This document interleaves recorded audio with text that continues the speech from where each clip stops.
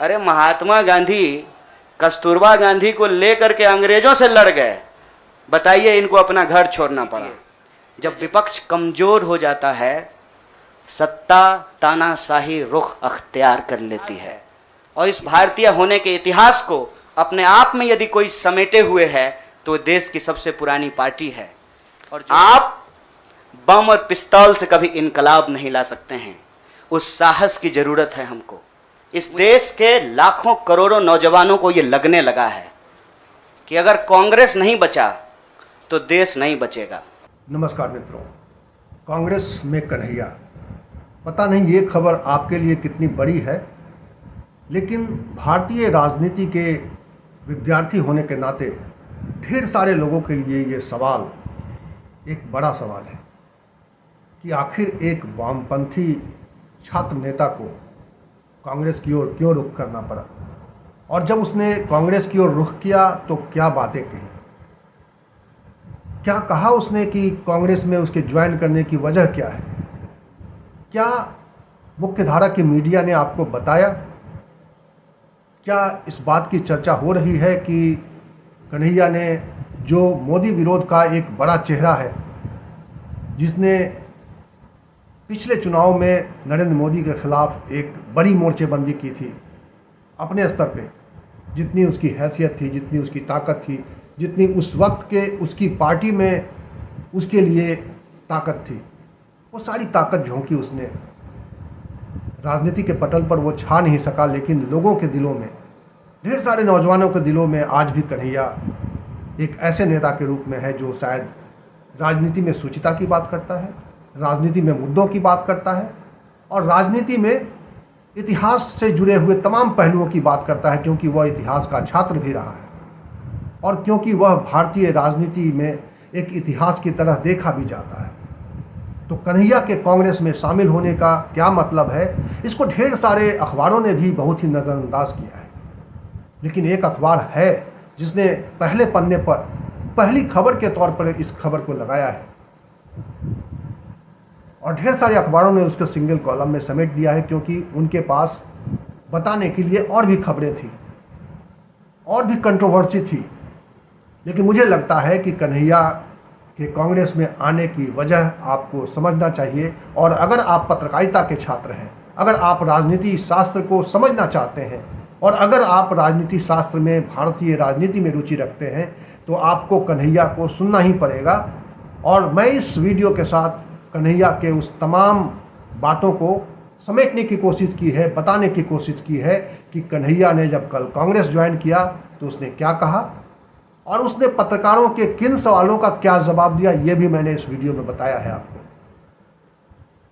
मैं उम्मीद करता हूं कि ये वीडियो आपको पसंद आएगा, और इस तरह के वीडियोस मैं पहले भी डालता रहा हूं, और मेरी धारणा है, और ये पक्की धारणा है कि किसी व्यक्ति को समझने के लिए उसको समझना, उसकी बातों को समझना, उसके विचार को समझना बहुत ज़रूरी है। और अगर भारतीय राजनीति की बात करें तो शून्यता में बात नहीं होती है, विचार सबसे ज़्यादा महत्वपूर्ण होते हैं। वो विचारों की लड़ाई जो इस वक्त राजनीति में है, वो कैसे विचार हैं, उसको समझने के लिए भी आपको कन्हैया को समझना पड़ेगा, कन्हैया की बातों को समझना पड़ेगा।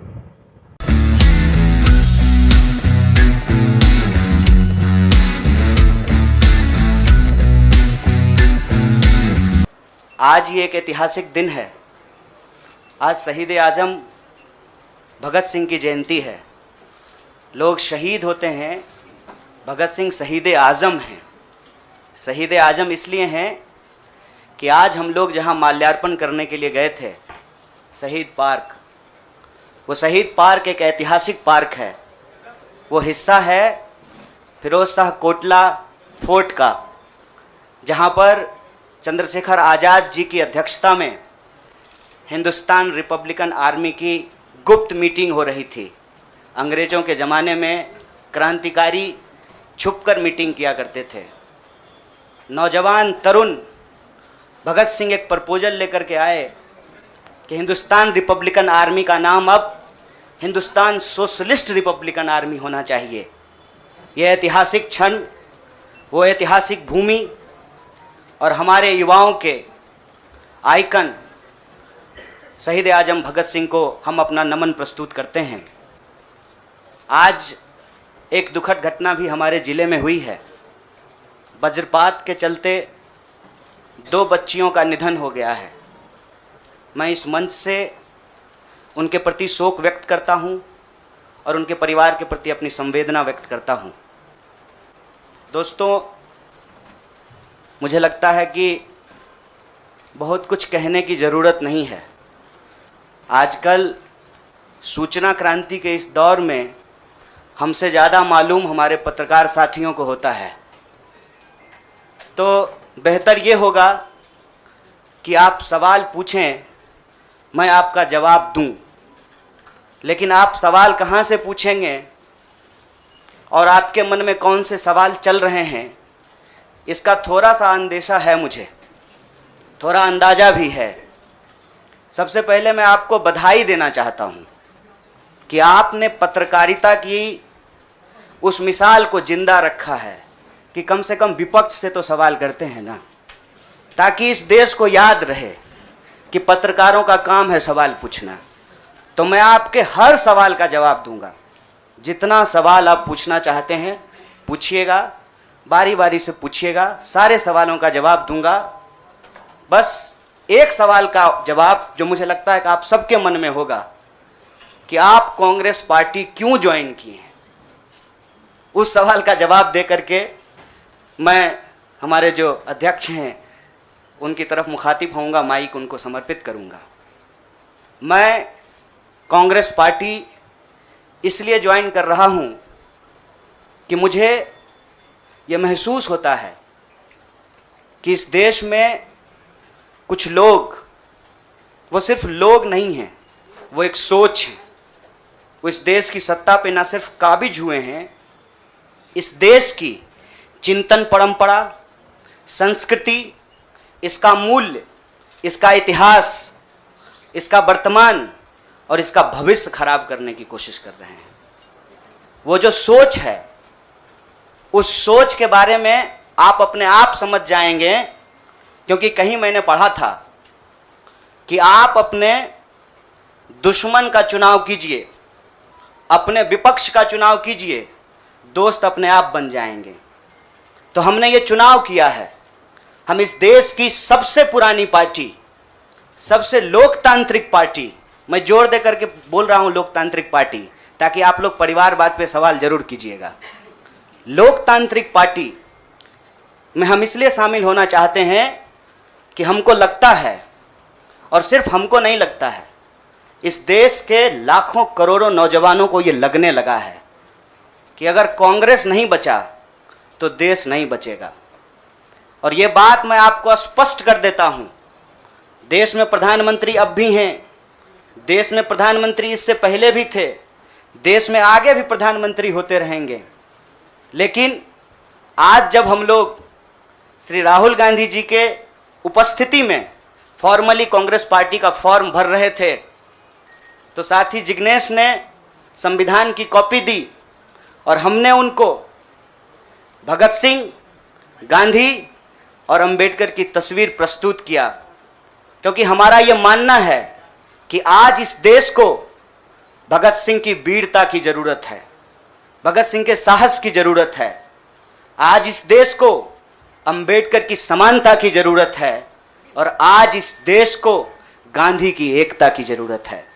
गांधी जब कहते हैं रघुपति राघव राजा राम, पतित पावन सीताराम, ईश्वर अल्लाह तेरो नाम, सबको सन्मति दे भगवान, ये गांधी की एकता है। जब अंबेडकर कहते हैं कि किसी भी समाज का मूल्यांकन वहां महिलाओं की क्या स्थिति है इस बात से होगा, तब वो समानता की वकालत कर रहे होते हैं। मैं नहीं मानता हूं कि डॉक्टर बाबा साहब भीमराव अंबेडकर किसी एक समुदाय के नेता थे। कांग्रेस पार्टी ने, संविधान सभा ने डॉक्टर बाबा साहब भीमराव अंबेडकर को संविधान बनाने की जिम्मेवारी दी और उस संविधान के प्रियम्बल में यह लिखा है, हम भारत के लोग भारत को एक प्रभुत्व संपन्न समाजवादी धर्मनिरपेक्ष लोकतांत्रिक गणराज्य बनाने के लिए, इसमें समानता, न्याय के मूल्य निहित हैं। और जब भगत सिंह कहते हैं कि आप व्यक्ति को कुचल सकते हैं, विचारों को नहीं, आप बम और पिस्तौल से कभी इनकलाब नहीं ला सकते हैं। उस साहस की ज़रूरत है हमको। मुझे नहीं लगता है, मेरे बहुत सारे राजनीतिक दोस्तों को ये लगता है। मुझे लगता है कि यह देश 47 से पहले वाली स्थिति में चली गई है, लेकिन जिनको लड़ना है उनके पॉलिटिकल इमेजिनेशन में आज भी हर कोई अपना अपना शोरूम बचाने के चक्कर में है। रे भाई, मॉल में आग लग गया है, दुकान बचाओगे? बस्ती में जब आग लग जाती है ना, बेडरूम की चिंता नहीं करनी चाहिए। आज हम इस मुहाने पे खड़े हैं कि इस देश के भीतर भारतीय होने की जो पहचान है, जिसमें बुद्ध निहित हैं, जिसमें कबीर निहित हैं, जिसमें नानक निहित हैं, जिसमें हर बार हर दौर में सत्ता से सवाल पूछने का साहस होता है, उस भारतीय चिंतन परंपरा को बचाने की ज़रूरत है। इसीलिए हम कांग्रेस पार्टी में शामिल हुए हैं कि कांग्रेस पार्टी वो पार्टी है जो गांधी की विरासत को लेकर के आगे चलेगा। कांग्रेस पार्टी वो पार्टी है जो सरोजनी नायडू के विचारों को लेकर के चलेगा। कांग्रेस पार्टी वो पार्टी है जो अम्बेडकर, नेहरू, अशफाक उल्लाह खान, शहीद आजम भगत सिंह और मौलाना अबुल कलाम आज़ाद के रास्तों पे चलेगा। हम जब भी समानता और बराबरी की बात करते हैं, यह कुछ व्यक्तियों तक सीमित नहीं है, यह भारतीय होने का इतिहास है। और इस भारतीय होने के इतिहास को अपने आप में यदि कोई समेटे हुए है तो देश की सबसे पुरानी पार्टी है। और जो लोग कह रहे हैं विपक्ष कमज़ोर हो गया है, यह सिर्फ विपक्ष के लिए चिंता की बात नहीं है। यह मैं नहीं कह रहा हूँ, कोई शास्त्र, कोई किताब उठा करके देख लीजिए। जब विपक्ष कमज़ोर हो जाता है, सत्ता तानाशाही रुख अख्तियार कर लेती है। इसीलिए देश की सबसे बड़ी विपक्षी पार्टी, मैं कोई गुनागणित नहीं कर रहा हूँ, लेकिन मुझे यह बात सीधे तौर पे समझ में आ रही है कि देश के लोकसभा में 545 सीट हैं, 200 लगभग सीट ऐसे हैं जहां भाजपा के सामने कांग्रेस के अलावे कोई विकल्प नहीं है। मैं ये नहीं कह रहा हूं कि मेरी जिम्मेवारी सिर्फ एक पार्टी के लिए है, लेकिन जो पार्टी सबसे बड़ी पार्टी है, सबसे बड़ी विपक्षी पार्टी है, उस पार्टी को अगर नहीं बचाया गया, अगर बड़े जहाज को नहीं बचाया गया, छोटी छोटी कश्तियां भी नहीं बचेगी। इसीलिए, और मैं जब यहाँ बैठा हुआ हूँ, मेरे इतिहास को, मेरे वर्तमान को लोग देख रहे हैं। बहुत सारे सवाल हैं, वो आएंगे, उनका जवाब मैं दूंगा, लेकिन यह जो ऐतिहासिक जिम्मेवारी है, उस जिम्मेवारी से मैं अपना मुंह नहीं मोड़ सकता हूँ। मैं जहाँ पैदा हुआ, जिस पार्टी में पला बढ़ा, उसके प्रति मैं आभार व्यक्त करता हूँ। उसने मुझे सिखाया, पढ़ाया, लड़ने का जज्बा दिया है। लेकिन उस पार्टी के साथ साथ मैं उन लाखों करोड़ों लोगों को भी धन्यवाद देना चाहता हूँ जो किसी पार्टी से जुड़े हुए नहीं थे। अपने स्कूल के व्हाट्सएप ग्रुप में जब हम लोगों के ऊपर अनावश्यक आरोप मढ़े जाते हैं तो अपने दोस्तों से लड़ रहे थे, अपने घरों में डिनर टेबल पर लड़ रहे थे। लोगों की दोस्तियां टूट गई हम लोगों के आंदोलन के समर्थन में, और मैं मजाक नहीं कर रहा हूं, लोगों के डिवोर्स तक हो गए। ये जो देश में एक वैचारिक संघर्ष छिड़ा है, उस वैचारिक संघर्ष को कांग्रेस पार्टी ही नेतृत्व दे सकती है, यह हमारा भरोसा है। और मैं ये उम्मीद करता हूं कि हमारे देश के जो लाखों करोड़ों नौजवान आपके माध्यम से सुन रहे हैं, उनसे भी मैं आग्रह कहता हूं, दीवार पर बैठकर टुकुर टुकुर मुंह ताकने का वक्त नहीं है। ये अर्जेंसी का टाइम है, और इस अर्जेंसी के टाइम पे दीवार पे बैठ करके दायां जाएं कि बायां जाएं, ये मत सोचिए। जब आप जंग में होते हैं तो आपके पास जो अवेलेबल चीज़ें होती हैं, आप उससे मुकाबला करने की कोशिश करते हैं। कांग्रेस पार्टी एक बड़ी जहाज है, अगर कांग्रेस पार्टी बचेगी तो हमारा मानना है इस देश के लाखों करोड़ों नौजवानों की आकांक्षाएं बचेंगी, गांधी की मीमांसा बचेगी, भगत सिंह के सपनों का भारत बचेगा, और डॉक्टर बाबा साहब भीमराव अंबेडकर की समानता का भारत का निर्माण संभव हो पाएगा। इसी आशा और उम्मीद के साथ मैं इस पार्टी से जुड़ा हूं, और मुझे पूरा भरोसा है कि कांग्रेस पार्टी जो अपने आप को एक लोकतांत्रिक पार्टी कहती है, आज़ादी के साथ अपनी पूरी मुखरता के साथ सत्ता से सवाल पूछना और लोगों के हक के लिए लड़ना भिड़ना संघर्ष करने में हमारे साथी रहेंगे, हमारे सहयोगी रहेंगे। और ये परिवार संघ परिवार नहीं, वो क्या परिवार जो परिवार छोड़कर परिवार बनाना पड़े, वो परिवार जो आपको परिवार छोड़ने के लिए नहीं कहता है, कहता है कि अपने परिवार में रहिए। अरे महात्मा गांधी कस्तूरबा गांधी को लेकर के अंग्रेजों से लड़ गए, बताइए इनको अपना घर छोड़ना पड़ा। कोई जरूरी है क्या? घर परिवार के साथ रहना है। डॉक्टर बाबा साहब भीमराव अंबेडकर भी अपने परिवार के साथ रहते थे। आप जितने बड़े लोग हैं उनका इतिहास उठा करके देख लीजिए, सब लोग अपने परिवार के साथ रहते थे। वो परिवार छोड़ करके बनने वाला परिवार नहीं। न्याय बराबरी और संघर्ष के लिए इस परिवार में मैं शामिल हुआ हूं। सभी सदस्यों के प्रति देश के अंदर फैले हुए लाखों करोड़ों कार्यकर्ताओं को अपना आभार व्यक्त करता हूं। बहुत बहुत शुक्रिया, बहुत बहुत धन्यवाद। मेरा सवाल कन्हैया आपसे है। आपने कहा कि आप कांग्रेस पार्टी इसलिए ज्वाइन कर रहे हैं क्योंकि कहीं ना कहीं आपको लगता है कि कांग्रेस खतरे में है, कांग्रेस को बचाना जरूरी है। जैसे आपने कहा कि कांग्रेस बड़ा शिप है और अगर छोटे शिप अगर ये डूब गया तो बाकी भी डूब जाएंगे। तो आपको लग रहा है you have come here as a saviour to Congress? Madam ji बुरा मत मानिएगा, लगता है कि सवाल आप पहले ही सोच लिए थे। मैंने ये नहीं कहा था कि कांग्रेस खतरे में है, हमने कहा देश खतरे में है, लोकतंत्र खतरे में है, आइडिया ऑफ इंडिया खतरे में है। आपने वो वीडियो देखा क्या, लाश के ऊपर डांस देखा ना? दिल पसीज गया होगा आपका। आपको नहीं लगा कि मैं इसके लिए कुछ कर पाऊँ, कुछ भी कर जाऊँ जो मैं कर सकती हूँ। आप जब सुनती होंगी कि बलात्कार हो गया किसी महिला के साथ, आपका गुस्से से जो है ना पूरा शरीर कांप जाता होगा। देश खतरे में है। पार्टियां तो बनती रहेंगी, पार्टियों की कोई कमी है क्या? हर शाम पार्टी होती है इस देश में। पार्टी नहीं बचाना है, देश बचाना है। और देश बचाने की मुहिम में जो पार्टी रहेगी वो पार्टी भी बचेगी। और मुझे इस बात को कहने में कोई दो राय नहीं है। मैंने जितना इतिहास पढ़ा है अभी तक का एनसीईआरटी में जो लिखा हुआ है, अब अगले बार 2024 में क्या लिखा जाएगा नहीं पता। उसमें तो यही है कि देश को आज़ादी जो है वो महात्मा गांधी ने, सुभाष चंद्र बोस ने, सरदार वल्लभ भाई पटेल ने, क्या भाई हार्दिक, इन लोगों ने ही दिलाया ना। यही लोग लड़े थे। जो माफ़ी मांगे वो वीर हो गए। आप सोचिएगा इसको। जो गोडसे को भगवान मानते हैं वो भाषण दे रहे हैं अमेरिका में जाकर के गांधी के ऊपर। हमारे गांव में एक गाना आता था, गांधी जी के भजन करे गांधी के हत्यारा। कितना अजीब लगता होगा आपको। देखिएगा वो फोटो जब हमारे देश के प्रधानमंत्री गांधी पे माल्यार्पण करते हैं। जीवन भर शाखाओं में कसम लिए होंगे कि गोडसे के सपनों का देश बनाएंगे और गांधी पे माला चढ़ा रहे हैं। See, I am not here to save the party, please, I am respecting you as a citizen, you can respect my right. देश खतरे में है और ये सिर्फ मैं नहीं कह रहा हूं, ये मुझे लगता है आप भी सोचते होंगे। समझ रहे हैं, अंग्रेजी का वो फ्रेज है dancing on dead, dead body पे कोई नाच रहा है। उस दिन खाना तो नहीं खाया गया। आप सोच के देखिए, आप इस पे विचार करके देखिए। मेरे गांव में अगर किसी की मौत हो जाए तो पूरे गांव में खाना नहीं बनेगा। हजारों लोग मर गए।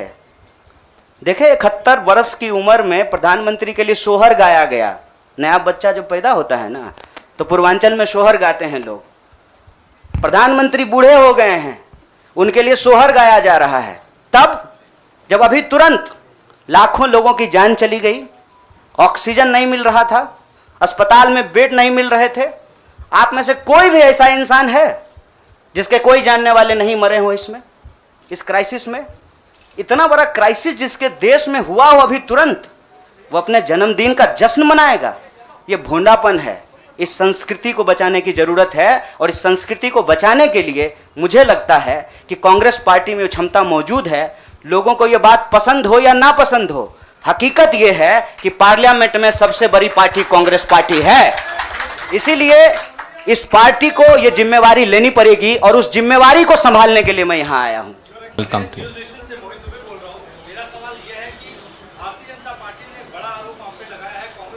जनता पार्टी का आरोप को कौन पूछता है? आपका कोई आरोप है मेरे ऊपर? भारतीय जनता पार्टी को मैं सीरियसली नहीं लेता हूं। आपका कोई आरोप है? आप सवाल पूछिए। साहब जो साथी पीछे खड़े हैं, थोड़ा आप शांति का दान दीजिए प्लीज। अरे भैया प्लीज, दुबे जी आप पूछिए, please ask your question quickly.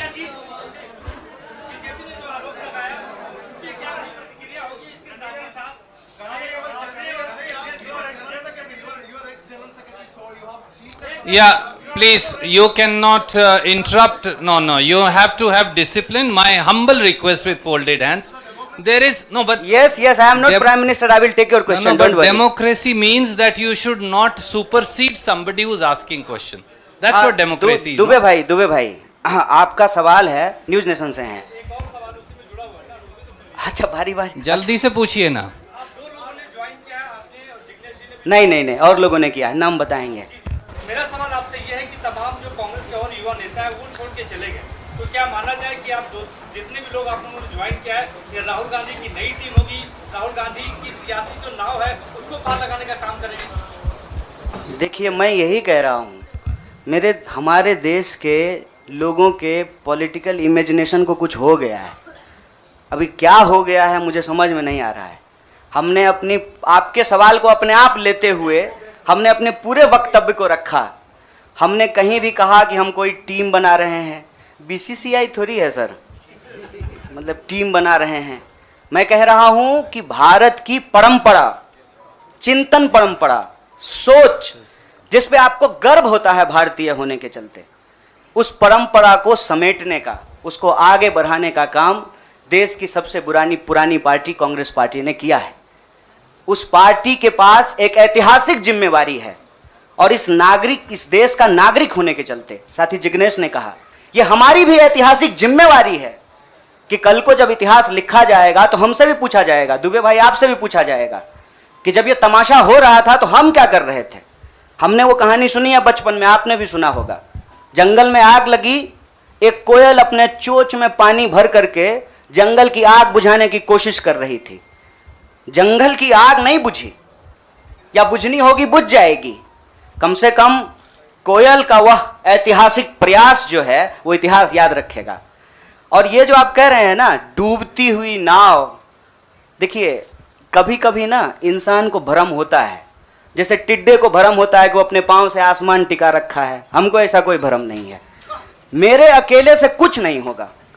जब आप जुड़ेंगे, हम जुड़ेंगे, इस देश के संविधान में, आइडिया ऑफ इंडिया में भरोसा करने वाले लोग जो हैं, जिसको हम कहते हैं गांधी के सपनों का भारत, जिसको हम कहते हैं सर भगत सिंह के सपनों का भारत, जिसको हम कहते हैं डॉक्टर बाबा साहब भीमराव अंबेडकर के सपनों का भारत, जिसको हम कहते हैं बिरसा मुंडा के सपनों का भारत, सावित्रीबाई फूले के सपनों का भारत, श्री कृष्ण सिंह के सपनों का भारत, जगजीवन राम के सपनों का भारत, मौलाना अबुल कलाम आजाद के सपनों का भारत, उस भारत को बचाने की बात मैं कर रहा हूं। और सियासत, मैं बार बार कहता हूं, अगर सियासत सही होगी तो गलत लोग जो सत्ता पे काबिज हैं ना, मुझे भारत के लोगों पे बहुत भरोसा है। अरे हैं हम लोग थोड़ा सा आलसी, लेकिन जब आ गए ना अपने पे, 200 साल अंग्रेजों ने राज किया था, जब से भारत के लोग अपने पे आ गए ना, तो 1942 में भारत छोड़ो आंदोलन का जब नारा महात्मा गांधी ने दिया था, तो अंग्रेजों को भारत छोड़ करके जाना पड़ा था। और उस वक्त जो लोग अंग्रेज से पेंशन ले रहे थे, माफी मांग रहे थे, वो आज एनसीईआरटी की किताब बदल रहे हैं कि अपना नाम भी हम बीड़ों में लिखवा लें। इसीलिए मैं कह रहा हूं कि उस इतिहास को, उस चिंतन परंपरा को बचाने की जरूरत है। पार्टी अगर उस सिद्धांत पे चलेगी, संविधान के प्रियम्बल को रक्षा करने की कोशिश करेगी, पार्टी भी बचेगी और पार्टी सत्ता में भी आएगी। पहला तो ये कि आपने कहा कि कांग्रेस में आप शामिल हुए क्योंकि आपको लगता है कि कांग्रेस बचेगा तभी देश बचेगा, तो ये आपको कब ये महसूस हुआ? अभी हाल तक आप केरल विधानसभा चुनाव में कांग्रेस के खिलाफ प्रचार कर रहे थे। और दूसरा सवाल कि हाँ सुन रहे दूसरा सवाल ये कि आपको लेफ्ट के भविष्य के चेहरे के तौर पर देखा जा रहा था, और जब आप कांग्रेस में आ गए, आपको क्या लगता है भारत की राजनीति में फिलहाल क्या लेफ्ट अप्रासंगिक हो गई है? मैं चाहता हूँ दोनों पे डिटेल। बड़ा जैनेंद्र भाई, बड़ा वैचारिक सवाल पूछे हैं। बहुत बहुत शुक्रिया जैनेंद्र भाई। एक तो देखिए, हमारी जो ये नई पार्टी है, इस पार्टी के जो संगठन के महासचिव हैं वो केरल से ही हैं। इनसे आप चाहें तो अकेले में भी पूछ लीजिएगा। कांग्रेस पार्टी के खिलाफ हमने एक शब्द नहीं बोला था। हम कांग्रेस पार्टी के खिलाफ भी बोले हैं, लेकिन केरल के विधानसभा चुनाव में नहीं, जेएनयू के प्रेसिडेंशियल स्पीच में बोले थे। देखिए, हमको हमारा इतिहास पता है और हम यही कहते हैं, इतिहास को तोड़ा और मरोड़ा नहीं जा सकता है। इतिहास इतिहास होता है। इतिहास कोई कागज पे लिखे हुए शब्द होते हैं कि आप उसको जो है इरेजर से मिटा दीजिएगा। केरल के विधानसभा चुनाव में कांग्रेस पार्टी के खिलाफ नहीं बोले थे। आपने पूछा कि कब इसको आपको ऐसा महसूस हुआ। देखिए, महसूस तो मुझे राजनीति में आए हुए 18 साल हो गए हैं और मैंने हमेशा ये महसूस किया कि कहीं ना कहीं इस देश की जो राजनीतिक विरासत है वो भटक गई है। भूल भुलैया नहीं होता है, राइट लेफ्ट सेंटर घूमने लगा है और पता ही नहीं चल रहा है कि एक्चुअल आइडियोलॉजिकल पोजिशनिंग कहाँ है, उसके थ्रेड्स कहाँ पे हैं। तो मैं जैनेंद्र भाई, आपने वैचारिक सवाल पूछा है, एक ऐतिहासिक तथ्य आपसे साझा करता हूँ। मैं ऑल इंडिया स्टूडेंट फेडरेशन का मेंबर था कल तक। वो ऑल इंडिया स्टूडेंट फेडरेशन 1936 में बना और उस इतिहास जाकर के देख लीजिएगा। उसका जो इनॉग्रल सेशन था, पंडित जवाहरलाल नेहरू का उसमें भाषण हुआ था और उस वक्त देश के जितने भी नौजवान थे, सुनने में थोड़ा अजीब लग सकता है हमारे कुछ साथियों को, लेकिन अपने विद्यार्थी के होने के ज़माने में अटल बिहारी वाजपेयी भी शामिल हुए थे, बाद में निकाल दिया गया था। मतलब अंग्रेजों के खिलाफ जो छात्रों का संघर्ष हो रहा था, सभी विचारधारा के लोग उसके सदस्य थे। और आपने जो वैचारिक सवाल पूछा कि आपको लेफ्ट के भविष्य के रूप में देखा जा रहा है, कौन कह रहा है कि लेफ्ट का भविष्य खराब हो गया है? व्यक्ति आते हैं और जाते हैं, संगठन हमेशा व्यक्ति से बड़ा होता है। व्यक्ति की अपनी एक भूमिका होती है, उस भूमिका को वो अपनी क्षमता से निभाने की कोशिश करता है। मैं आपको बता दूं, जहां जिस पार्टी से आप मेरा संबंध जोड़ रहे हैं, मैं वहां पैदा हुआ हूं। मेरे भीतर सोचने, समझने, लड़ने की जो क्षमता है, ये उसके ट्रेनिंग का हिस्सा है और मुझे इस बात का गर्व है। लेकिन वहां जो लड़ने का तरीका है और जिस तरीके से वो लड़ रहे हैं, मुझे लगता है आज जो देश की स्थिति है उसमें उसके स्पीड को बढ़ाने की जरूरत है और जो वैचारिक संकीर्णता है उसको तोड़ने की जरूरत है। मैं आपको एक बात बताना चाहता हूं। मैं अपने कई साथियों से पूछा कि क्या भगत सिंह की जयंती देश के सभी संगठनों को नहीं मनाना चाहिए और क्या गांधी की तस्वीर सभी संगठनों के कार्यालय में नहीं होना चाहिए? ये हमारा इतिहास है, ये हमारी विरासत है। कुछ लोग बहुत चालाकी से विचारधारा की खोल में यह जो हमारी ऐतिहासिक विरासत और परंपरा है, इसको आपस में उलझाने की कोशिश करते हैं। एक बड़ा पॉपुलर डिबेट है मीडियम और मीन्स का, साध्य और साधन का, हिंसा और अहिंसा का। तो मैं आपके सामने इस सदन के समक्ष यह बात कहता हूं, जब भगत सिंह कहते हैं कि बम और पिस्तौल इनकलाब नहीं ला सकता है, मतलब भगत सिंह हिंसा का निषेध कर रहे हैं, वायलेंस को निगेट कर रहे हैं। और जब बापू कहते हैं, महात्मा गांधी कहते हैं, करो या मरो, मतलब वो व्यक्ति के ऊपर होने वाली हिंसा को स्वीकार कर रहे हैं और अहिंसा को निगेट कर रहे हैं। देश की अर्जेंसी क्या है, इस बात को समझिए।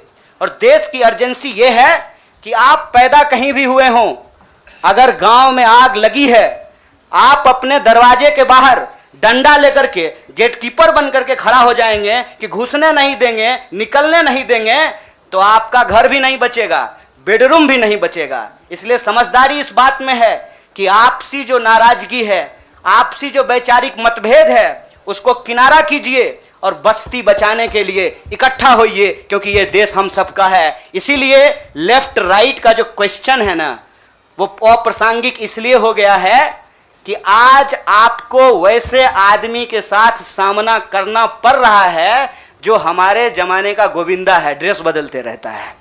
इसीलिए इस वैचारिक भ्रम में नहीं पड़िए, देश बचाइए, संविधान बचाइए, यही हमारा लक्ष्य। नमस्कार, मैं हूं कुमार भवेश चंद्र।